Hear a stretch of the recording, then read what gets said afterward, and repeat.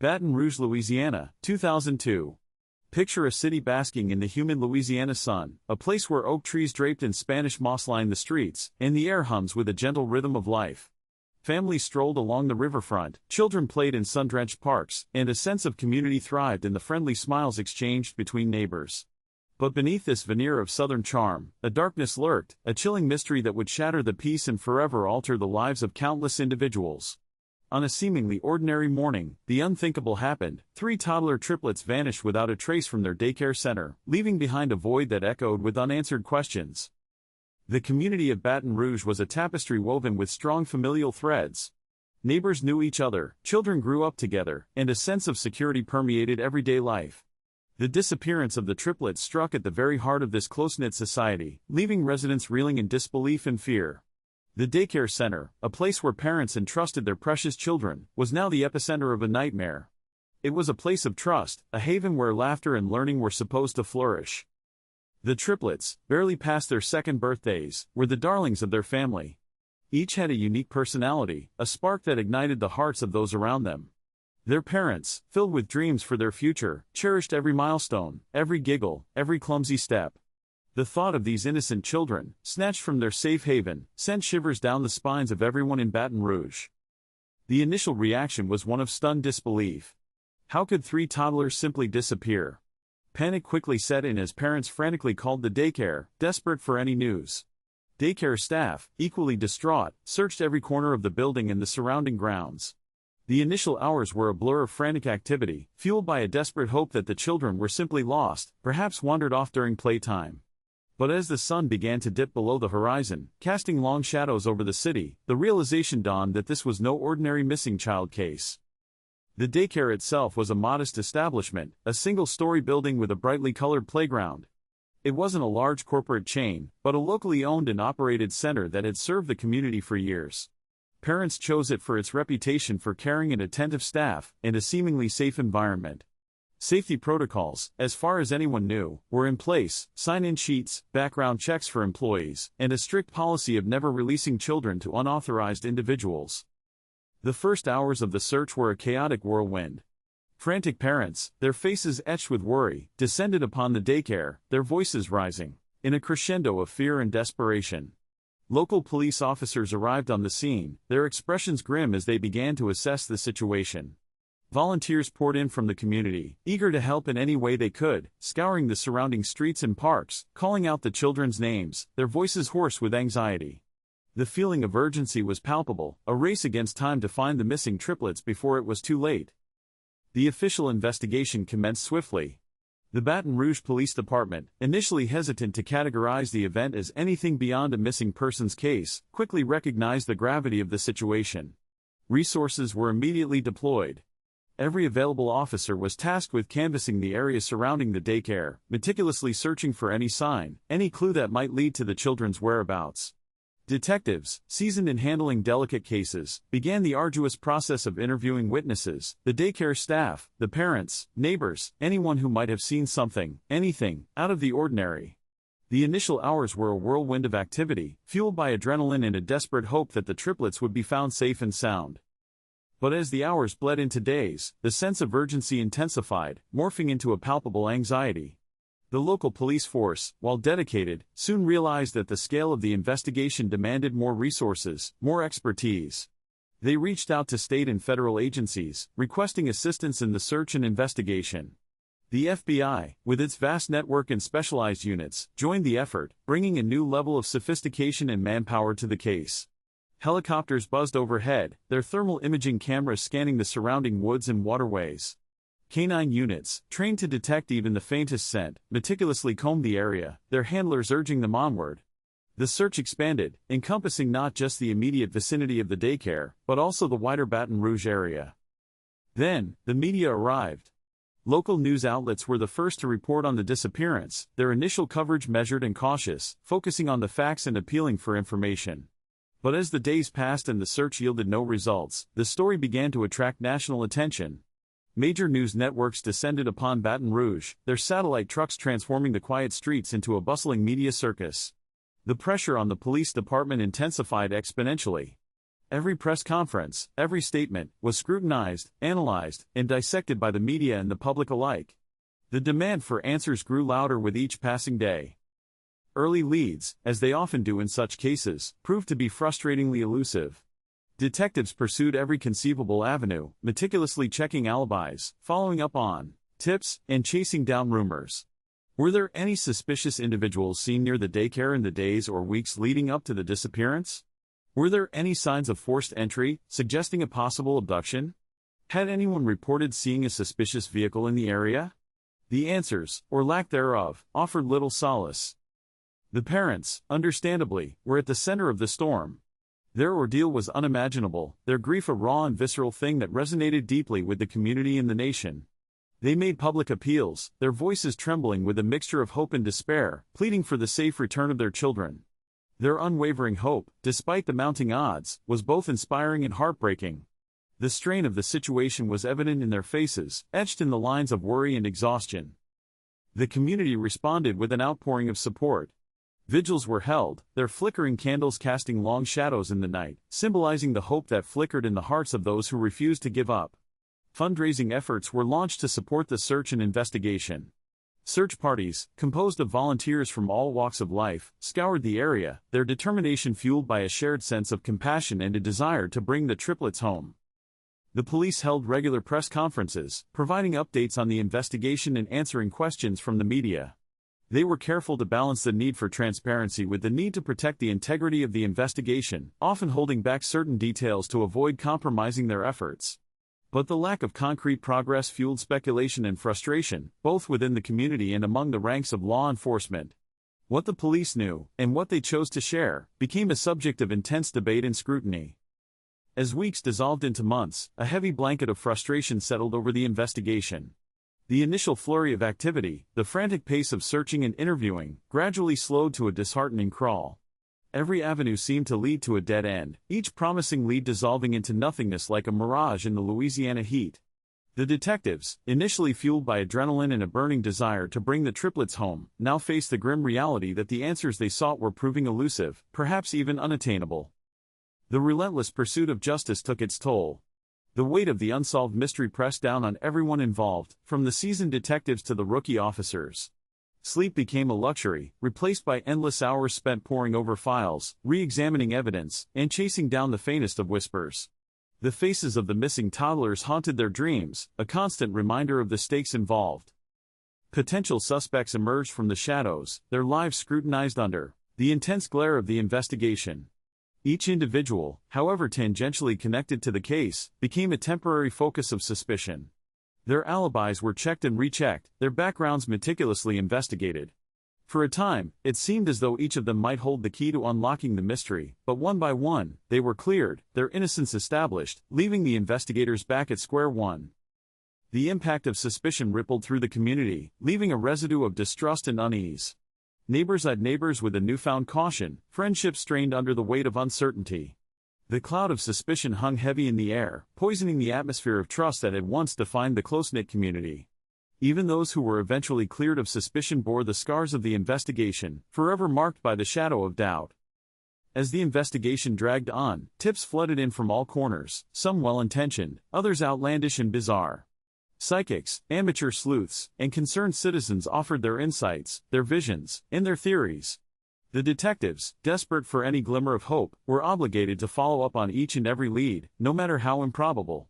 Sifting through the deluge of information became a Herculean task, separating the credible from the fantastical. The emotional and professional toll on the law enforcement officers working the case was immense. They carried the weight of the missing children on their shoulders, feeling the pressure from the parents, the community, and the media. The constant scrutiny, the endless hours, and the lack of progress chipped away at their morale, leaving them feeling exhausted, frustrated, and defeated. Some struggled to maintain their objectivity, their personal emotions threatening to cloud their judgment.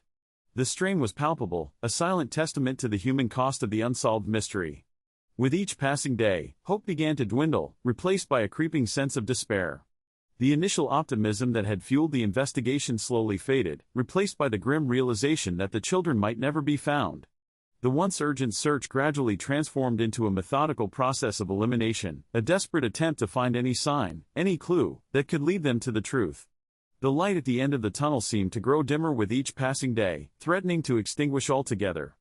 Eventually, the inevitable happened. The case, once a high-priority investigation, was relegated to the cold case files, a stark acknowledgement that all leads had been exhausted, and all hope had been lost. The files were stored away, gathering dust, a silent reminder of the missing triplets and the enduring mystery that continued to haunt Baton Rouge. Years drifted by, blurring the edges of memory, yet the community of Baton Rouge could never truly forget. The empty spaces left by the vanished triplets remained, an invisible but palpable void in their collective consciousness. Life, as it stubbornly does, continued its relentless march forward. Children grew, new families arrived, and the rhythm of daily life resumed its predictable beat. But the melody was forever altered, a dissonant chord echoing the unsolved mystery. The parents, once vibrant and full of youthful optimism, carried the unbearable weight of uncertainty. Their laughter, once so easily given, became a precious commodity, carefully rationed amidst the persistent ache of loss. Birthdays arrived and passed, each one a cruel reminder of the milestones their children would never reach. School plays, graduations, weddings, the joyful tapestry of life remained incomplete, forever missing three vital threads. They learned to navigate a world saturated with reminders of what they had lost, a world where every family gathering, every playground scene, was a bittersweet echo of their shattered dreams. Their grief became a constant companion, a silent shadow that stretched long and dark across their days.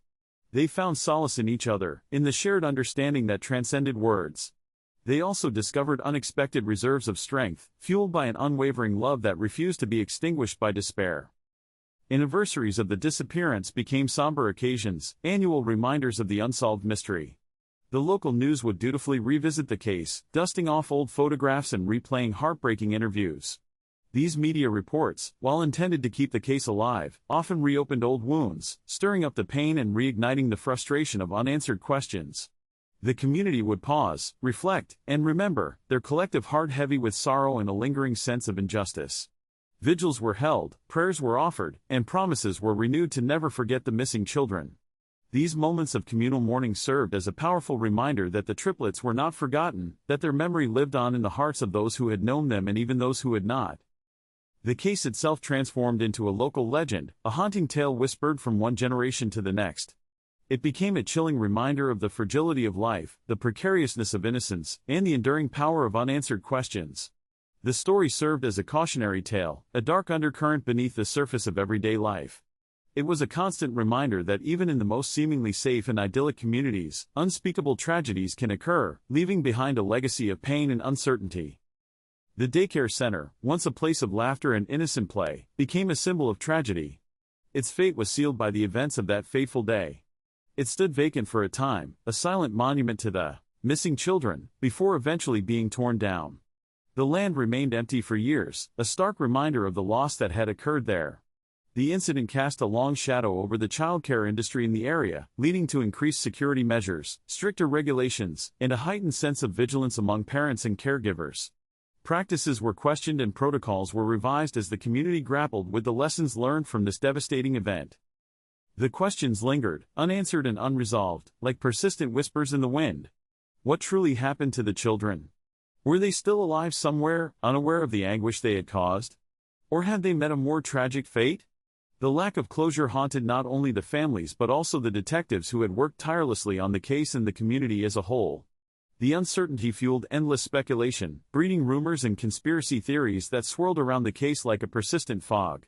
The unsolved mystery remained a dark cloud hanging over Baton Rouge, a constant reminder of the enduring power of unanswered questions and the enduring pain of loss.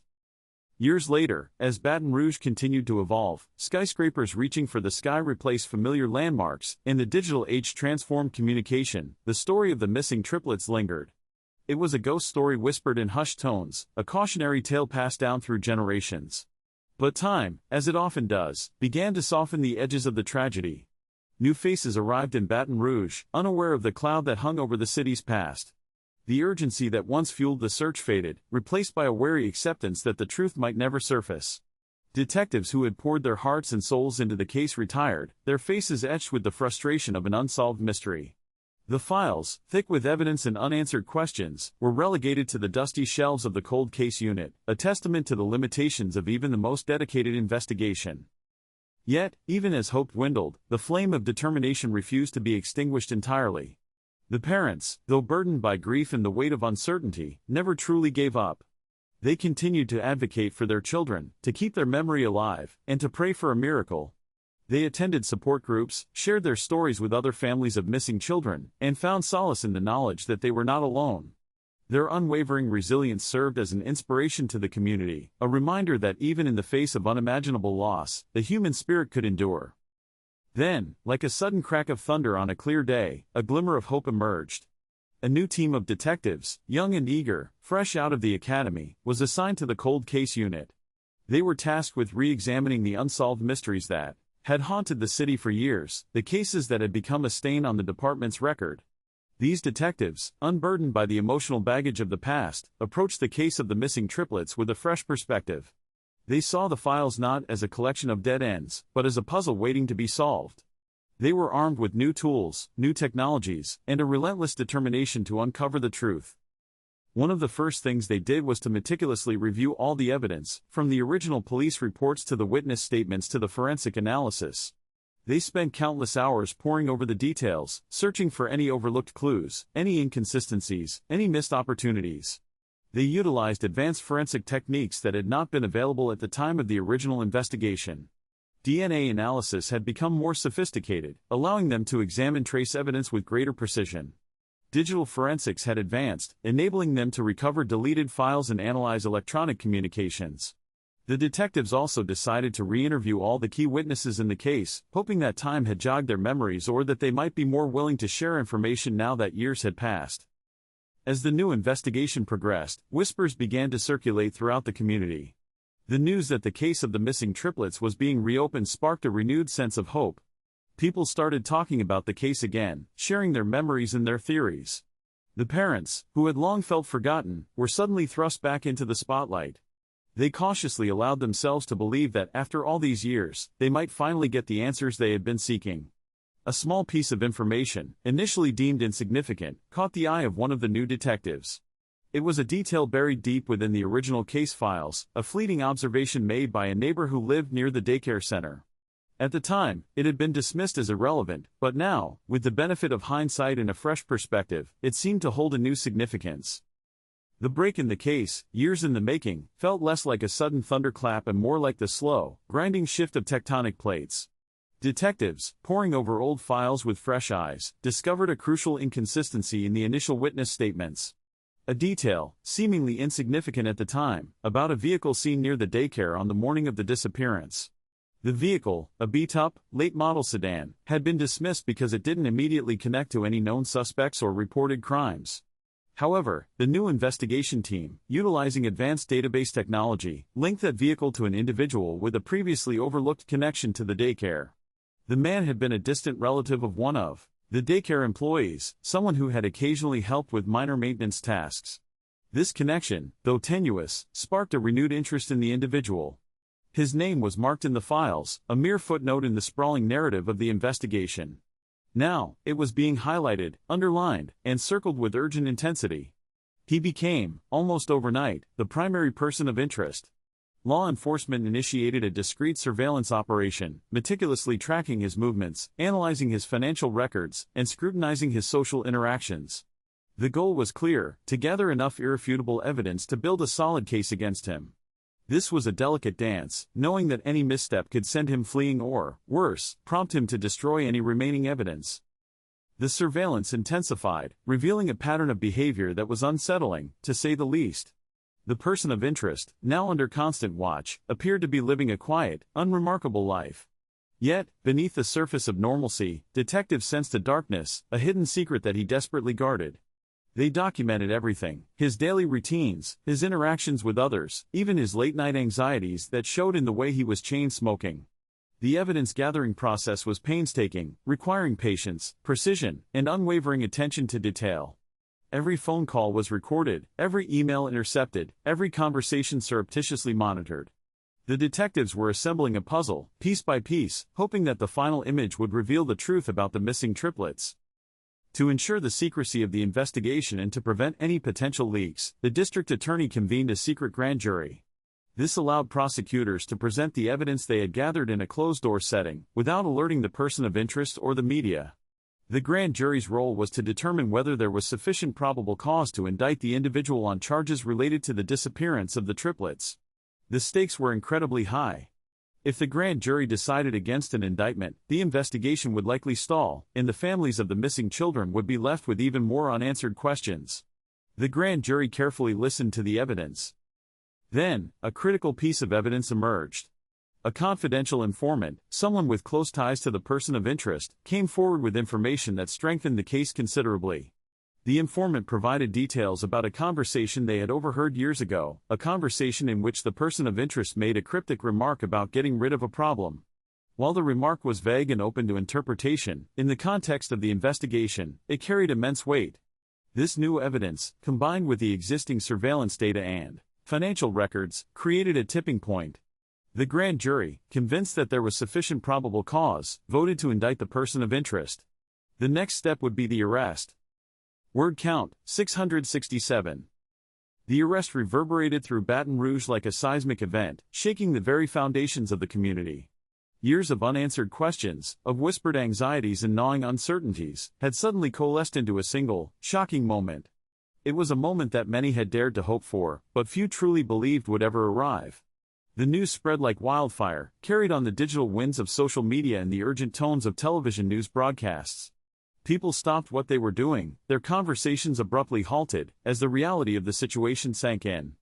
An arrest had been made in the case of the missing triplets. The suspect was apprehended early that morning, not in some clandestine hideout or distant city, but in Baton Rouge itself, a place where the shadow of the triplets' disappearance had lingered for so long. The details of the arrest were initially scarce, adding to the palpable tension that gripped the city. Where was the suspect found? Did they resist?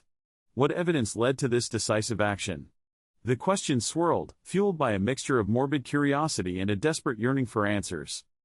The identity of the suspect, when finally revealed, sent another wave of shock through the community. It was someone many knew, or at least recognized. Someone who had lived among them, perhaps even been a part of their lives in some small way. The connection, if any, to the daycare center or the triplets themselves was initially unclear, but the mere suggestion of proximity was enough to ignite a fresh round of speculation and fear. How could someone so close, someone seemingly ordinary, be implicated in such a horrific crime? For the parents of the triplets, the arrest was a bittersweet moment. Years of unwavering hope had been tempered by the harsh realities of a cold case, leaving them in a perpetual state of limbo. The news of the arrest brought a surge of renewed hope, a glimmer of light in the darkness that had consumed their lives. But it was also accompanied by a profound sense of trepidation. Could this be it? Could this finally be the answer they had been searching for? Or would it be another false dawn, another crushing disappointment? The police approached the parents with sensitivity and care, understanding the delicate balance of emotions they were experiencing. The media descended upon Baton Rouge once again, transforming the quiet city into a vortex of flashing lights and microphones. News crews from across the nation converged, eager to capture every detail of this dramatic turn of events. The story of the missing triplets, once a fading memory for some, was now front and center, dominating headlines and sparking intense debate. The pressure on law enforcement intensified, as the world watched and waited for answers. The suspect's initial court appearance was a highly charged affair. The courtroom was packed with members of the media, local residents, and, of course, the parents of the triplets. The suspect, cloaked in anonymity and surrounded by a phalanx of lawyers, entered a plea that would set the stage for a long and arduous legal battle. The community held its breath, bracing itself for the trial that would ultimately determine the fate of the accused and, perhaps, finally reveal the truth about what happened to the three little children who vanished without a trace. The arrest was just the beginning. The trial commenced, a crucible where truth and deception would clash under the scrutinizing gaze of the law. Before the main event, however, came the pretrial motions, a series of legal skirmishes where both sides tested the waters, challenging evidence and procedures, each seeking a strategic advantage. Arguments were presented, rulings were made, setting the stage for the battle to come. Then came the arduous task of jury selection. Lawyers meticulously questioned potential jurors, searching for any biases or preconceived notions that might sway their judgment. It was a delicate dance, weeding out those who could not be fair and impartial, assembling a panel that would weigh the evidence with open minds. The selected jurors, a diverse group of individuals, now bore the immense responsibility of deciding the fate of another. With the jury in place, the trial officially began. The courtroom buzzed with anticipation as the prosecution delivered its opening statement, a carefully constructed narrative outlining the case against the accused. They promised to present irrefutable evidence, to connect the dots and reveal the truth behind the triplets' disappearance. Then, the defense presented its opening statement, a counter-narrative designed to cast doubt on the prosecution's claims. They argued that the evidence was circumstantial, that there were gaps in the timeline, and that the accused was being unfairly targeted. The battle lines were drawn, and the fate of the accused hung in the balance. Next came the witness testimony, the heart of the trial. Key witnesses took the stand, each offering their perspective on the events surrounding the disappearance. Their words painted a vivid picture of the past, filled with memories, emotions, and conflicting accounts. The prosecution questioned them rigorously, seeking to elicit damning information and strengthen their case. The defense cross-examined them, challenging their credibility and highlighting any inconsistencies in their statements. The courtroom hung on every word, as the jury carefully weighed the testimony and tried to discern the truth. The presentation of forensic evidence followed, a complex and technical process that required expert interpretation. DNA samples, fingerprints, and other physical evidence were analyzed and presented to the jury, offering a scientific perspective on the case. Expert witnesses testified, explaining the significance of the evidence and providing their professional opinions. The defense challenged the validity of the forensic evidence, questioning the methods used and the conclusions drawn. It was a battle of experts, each side seeking to sway the jury with scientific arguments. The emotional high point of the trial came with the testimony of the triplets' parents. Their voices, filled with grief and longing, resonated through the courtroom. They spoke of their love for their children, their unwavering hope for their return, and their enduring pain at the uncertainty of their fate. Their words touched the hearts of the jurors, reminding them of the human cost of the tragedy. They pleaded for justice, for answers, for closure. Their testimony served as a powerful reminder of the profound loss that had haunted the community for so long, and their strength in the face of unimaginable pain was a testament to the enduring power of parental love. The trial was far from over, but their testimony left an indelible mark, a haunting echo that would linger throughout the proceedings. The evidence presented at trial was a tapestry woven from threads of circumstance, each strand seemingly insignificant on its own, but together forming a picture that the prosecution hoped would be impossible for the jury to ignore. Financial records were scrutinized, revealing discrepancies and patterns that hinted at hidden debts and potential motives. The prosecution argued that the suspect was under immense financial pressure, suggesting a desperate need for money that might have driven them to commit the unthinkable. These records were complex, requiring expert testimony to decipher the intricate web of transactions and accounts. Witness accounts, though often fragmented and unreliable, played a crucial role. Neighbors, former colleagues, and even distant acquaintances were called to the stand, each offering glimpses into the suspect's character and behavior leading up to the disappearance. Some testified to seeing the suspect near the daycare in the days before the incident, while others recounted unusual conversations or suspicious activities. The defense, however, skillfully challenged the credibility of these witnesses, pointing out inconsistencies in their stories and highlighting potential biases. The possibility of a confession hung heavy in the air, though no direct admission of guilt was ever presented. Instead, the prosecution relied on the suspect's own words, extracted from police interviews and recorded conversations, to paint a picture of someone who knew more than they were letting on. These statements were carefully dissected and analyzed, with the prosecution highlighting evasive answers, contradictions, and subtle admissions that they believed pointed to guilt. The defense countered by arguing that the suspect's words were taken out of context and that they were merely the ramblings of an innocent person under immense pressure. Physical evidence, though scarce, was meticulously examined and presented to the jury. Fragments of clothing, strands of hair, and other minute traces were subjected to advanced forensic analysis, hoping to establish a link between the suspect and the missing triplets. Expert witnesses were brought in to explain the complex scientific processes involved, from DNA analysis to microscopic examination.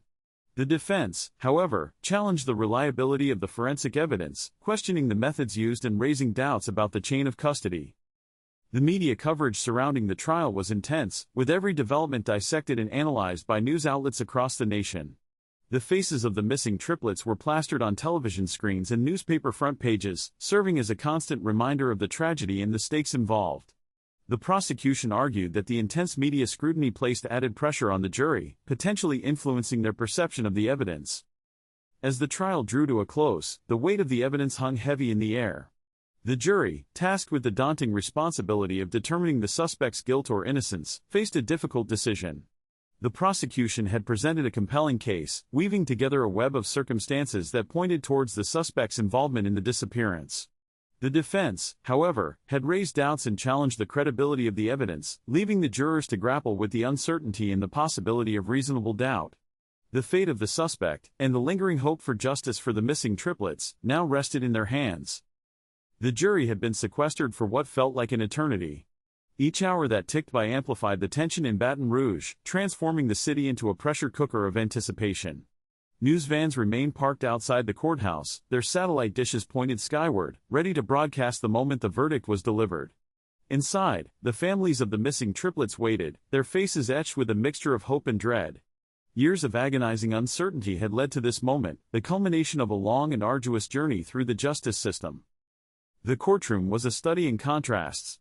The polished wood of the judge's bench stood in stark opposition to the raw emotion that filled the air. Lawyers shuffled papers, their expressions guarded, knowing that their carefully constructed arguments were now entirely in the hands of 12 strangers.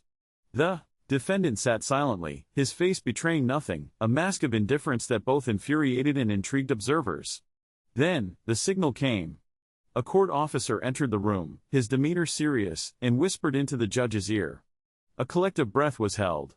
The judge, his face grave, instructed everyone to rise. The jury filed in, their faces unreadable, their eyes fixed straight ahead. The weight of their decision hung heavy in the air. The court clerk asked the foreman, "Has the jury reached a verdict?" The foreman, his voice trembling slightly, replied, "We have." The clerk requested the verdict form, and handed it to the judge, who reviewed it with a practiced eye. He passed it back to the clerk, who read aloud the words that would forever alter the lives of so many. Every syllable seemed to echo through the silent courtroom. The triplets' parents gripped each other's hands, their knuckles white. The community held its collective breath. Guilty. The word reverberated, a thunderclap in the hushed space. A wave of emotion washed over the courtroom. Tears flowed freely, some of relief, others of despair. The parents of the triplets embraced, their bodies shaking with a mixture of joy and sorrow. While a measure of justice had been achieved, the location of their children remained a mystery. The defendant remained stoic. The sentencing phase began swiftly. The prosecution argued for the maximum penalty, citing the heinous nature of the crime and the enduring pain inflicted on the families. The defense pleaded for leniency, highlighting the lack of concrete evidence and the circumstantial nature of the case. The judge, after hearing arguments from both sides, delivered the sentence. The defendant received the maximum sentence permissible by law. Reactions to the verdict were as varied as the people of Baton Rouge. Some celebrated, believing that justice had finally been served. Others expressed disappointment, arguing that the verdict provided no closure regarding the location of the children. Still others questioned whether the evidence was truly sufficient to convict. Even with the verdict, the search for the triplets continued. Law enforcement agencies vowed to pursue every lead, hoping to finally bring the children home. The community, while relieved by the verdict, remained committed to finding the missing children. The hope, however faint, persisted. The community, forever scarred, now had to grapple with the aftermath. The trial's conclusion, regardless of the verdict, offered no true resolution, no magical erasure of the pain. It was merely a chapter closing, albeit a significant one, in a book filled with unending grief and unanswered questions. The immediate reaction was a complex tapestry of emotions. Some felt a sense of closure, believing that justice, in some form, had been served. Others were left with a lingering emptiness, the feeling that even with a conviction, the triplets were still missing, their fate still unknown. The parents, the epicenter of this tragedy, continued their arduous journey. The trial, regardless of its outcome, was an emotional gauntlet, forcing them to relive the horror again and again. Now, they faced the challenge of rebuilding their lives, of finding a way to live with the profound absence that would forever define them. Some found solace in their faith, others in therapy, and still others in activism, channeling their grief into a force for change, advocating for stricter child safety regulations and improved missing persons protocols. The community, too, had to find a way to heal. The case had exposed deep wounds, fractured trust, and cast a long shadow over the once idyllic town. The process of rebuilding would be slow, requiring open communication, empathy, and a willingness to confront the uncomfortable truths that the case had brought to light. In the wake of the trial, changes began to ripple through the legal system and childcare practices. Law enforcement agencies reviewed their missing persons protocols, implementing new technologies and strategies to improve their response to similar cases. Childcare facilities reevaluated their safety measures, enhancing security systems, implementing stricter background checks for employees, and increasing staff training on child safety and emergency procedures. The case became a cautionary tale, a stark reminder of the vulnerability of children and the importance of vigilance. Memorials were erected in the triplets' honor, serving as a permanent reminder of their lost lives and a symbol of the community's enduring grief. Annual remembrance ceremonies were held, providing a space for the community to come together, to share their memories of the children, and to reaffirm their commitment to ensuring that such a tragedy never happened again. The legacy of the case extended beyond the immediate community, influencing national conversations about child safety and prompting calls for legislative reforms. It served as a catalyst for change, inspiring individuals and organizations to advocate for policies that would protect children and prevent future tragedies. The lessons learned from the case were profound and far-reaching. They highlighted the importance of collaboration between law enforcement, child care providers, and the community in ensuring child safety. They underscored the need for comprehensive missing persons protocols and the power of technology in aiding investigations. And, perhaps most importantly, they reminded us of the enduring strength of the human spirit and the unwavering hope that can persist even in the face of unimaginable loss. The deeper one delved into the suspect's past, the more unsettling the picture became. It wasn't just about uncovering potential motives or opportunities, it was about understanding the very fabric of a life that could seemingly harbor such darkness. The community, once united in grief and hope, now found itself grappling with the uncomfortable task of dissecting the life of one of their own. There were murmurs about past troubles, brushes with the law that had never escalated into serious convictions, whispers of a troubled childhood, all adding layers of complexity to a figure now at the center of a national tragedy. While none of these whispers in isolation pointed directly to guilt, they painted a portrait of a person who, perhaps, was not as integrated into the community as once believed. The question of motive hung heavy in the air. Was it a carefully orchestrated plan, driven by greed or revenge? Or was it a spur-of-the-moment decision, a tragic confluence of circumstances that spiraled out of control? The prosecution would meticulously try to construct a narrative that provided answers, but the true motivation remained elusive, shrouded in the suspect's silence. The mental state of the accused became a focal point of intense scrutiny. Defense attorneys would undoubtedly explore every avenue to understand if psychological factors could have played a role, seeking to mitigate culpability or raise reasonable doubt. Psychological evaluations, expert testimony, and a deep dive into the suspect's history were all part of the process, each attempting to shed light on the inner workings of a mind accused of such a heinous act. Throughout the investigation and trial, the suspect maintained a steadfast denial of any involvement. There was no confession, no remorse expressed, only a firm assertion of innocence that challenged the evidence and the prosecution's narrative. This unwavering stance further complicated the case, forcing the prosecution to rely heavily on circumstantial evidence and the meticulous reconstruction of events. Public opinion played a significant role, as it often does in high-profile cases. The intense media coverage, the emotional testimonies, and the sheer gravity of the crime fueled a climate of outrage and demand for justice. It was a trial conducted not just in the courtroom, but in the court of public opinion, where perceptions and biases could easily sway judgment. Maintaining impartiality became a Herculean task for the jury, shielded from the external pressures as much as possible. The case drew many parallels to other child abduction cases, both solved and unsolved. The similarities in circumstances, the patterns of behavior, and the psychological profiles of perpetrators provided a chilling backdrop to the proceedings. Law enforcement and investigators meticulously reviewed past cases, seeking insights and lessons that might help unlock the truth behind the disappearance of the triplets. The haunting echoes of other tragedies served as a stark reminder of the stakes involved and the importance of finding closure for the families in the community. It was a puzzle with many missing pieces. Would the truth ever fully emerge? 667 words. Even after the trial concluded, a cloud of uncertainty still hung over Baton Rouge. The verdict, while offering a degree of closure, did not answer all the questions surrounding the triplets' disappearance. What truly happened to those little ones? Where were they taken? These questions lingered in the minds of investigators and the community alike, fueling endless speculation and the persistence of various theories. One of the most prevalent theories revolved around the possibility of a black market adoption. The idea that someone, driven by desperation or greed, had orchestrated the abduction to sell the children to a wealthy, childless couple. This theory, though never substantiated, gained traction due to the lack of any other plausible explanation and the disturbing reality of illegal adoption rings operating in some parts of the world. Another theory suggested the involvement of a family member or someone close to the parents. This was a difficult and painful possibility to consider, but detectives had to explore every angle.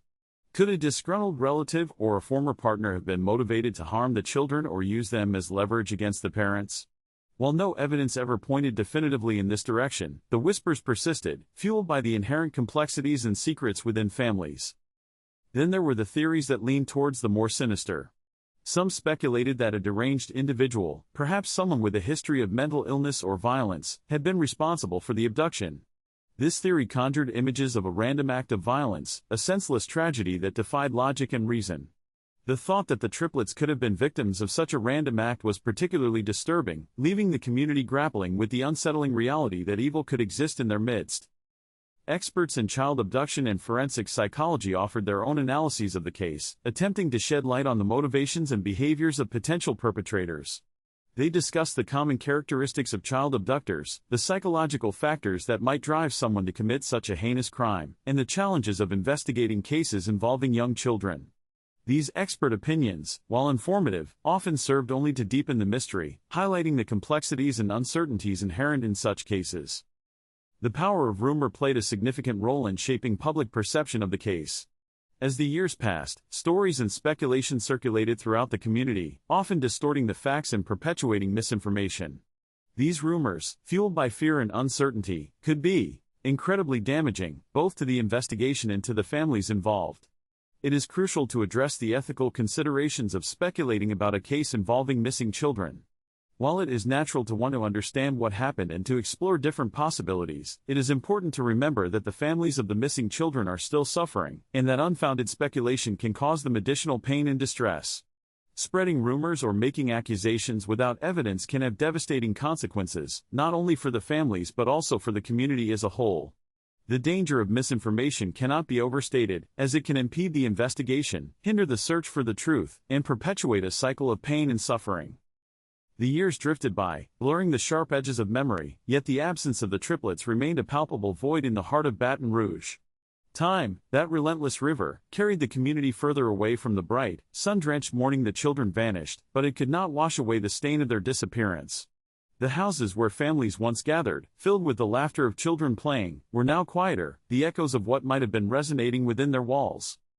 The case, once a blazing inferno of media attention and frantic investigation, had simmered down to a low, perpetual burn. The detectives who had tirelessly pursued every lead moved on, some retiring, others transferring to different units. The files, thick with reports, witness statements, and dead ends, were relegated to the cold case archives, gathering dust alongside other unsolved mysteries. Yet, the names of the triplets, little beacons of innocence, were never truly forgotten. For the parents, the passage of time was a cruel paradox. Each year that passed was a year further removed from the last time they held their children, a year closer to the agonizing realization that the possibility of their return dwindled with each sunrise. But it was also a year closer to the potential of finding answers, of finally uncovering the truth that had been buried for so long. They clung to the hope, however faint, that one day they would know what happened to their babies. The community, too, carried the weight of the unsolved mystery. The silence surrounding the case was a constant reminder of the fragility of life, the darkness that could lurk beneath the surface of even the most idyllic settings. The disappearance of the triplets cast a long shadow over the parks, the schools, and the streets where they should have been growing up, a stark reminder of the innocence that was lost. The role of the community was vital in keeping the case alive and supporting the families. It served as a powerful reminder of the collective responsibility to protect children. This case was a constant call to action for vigilance and awareness. The enduring hope that one day, the full truth will be revealed and the triplets will be found. The unseen victims, the children in the community, grew up with a heightened awareness of the world around them. The disappearance of the triplets served as a cautionary tale, shaping their perceptions of safety and trust. The parents, too, were affected, their anxieties amplified, their protective instincts sharpened. The pain of uncertainty, the agonizing limbo of not knowing what happened to a loved one, is a unique and profound suffering. It is a wound that never fully heals, a constant ache that reminds them of what they have lost. It is a burden that they carry every day, a testament to the enduring power of love and the unyielding hope for answers. This mystery endures. The story of the Baton Rouge triplets is one that continues to resonate, a stark reminder of the fragility of innocence and the enduring power of hope, even in the face of unimaginable tragedy. We've journeyed through the initial shock of their disappearance, the agonizing years of searching, the false leads, the renewed hope sparked by technological advancements, and the eventual arrest and trial. But even with the verdict delivered, the echoes of this case continue to reverberate through the community. The lasting impact of the triplets' vanishing is undeniable. It forever altered the landscape of Baton Rouge, casting a long shadow over its sense of security. The parents, forever marked by the absence of their children, have become symbols of resilience, their unwavering hope a testament to the enduring power of parental love. The community, too, bears the scars of this tragedy, forever changed by the knowledge that such a thing could happen in their seemingly safe haven. While the legal proceedings may have concluded, the quest for answers may not be entirely over. If you, the viewer, possess any information, no matter how insignificant it may seem, that could shed light on the whereabouts of the missing triplets, we implore you to come forward. Contact the Baton Rouge Police Department or the National Center for Missing and Exploited Children. Your information, no matter how small, could be the missing piece of the puzzle, the key to unlocking the truth and bringing closure to this decades-long mystery. Our hearts go out to the families of the missing children, who have endured unimaginable pain and uncertainty. We offer our deepest condolences and unwavering support. May they find solace in the memories of their loved ones and continue to hold on to hope for a brighter future. As we conclude this chapter of the Baton Rouge triplets story, let us reflect on the enduring themes of hope, loss, and the relentless pursuit of justice. May their memories serve as a reminder to cherish our loved ones and to remain vigilant in protecting the most vulnerable members of our society. The search for justice, for truth, never truly ends. It lives on in the hearts of those who remember, those who care, and those who refuse to let the memory of these children fade away. This story is a testament to the enduring human spirit, the unwavering belief that even in the darkest of times, hope can prevail. Thank you for joining us on this journey to uncover the truth. If you found this video informative and thought-provoking, please subscribe to our channel for more true crime stories that explore the complexities of human nature and the unwavering pursuit of justice. And be sure to click on the suggested video to delve deeper into another captivating case. Together, we can shed light on the shadows and bring hope to those who need it most. The story of the Baton Rouge triplets is a stark reminder that we must never forget those who are missing and that we must continue to strive for a world where every child is safe and loved.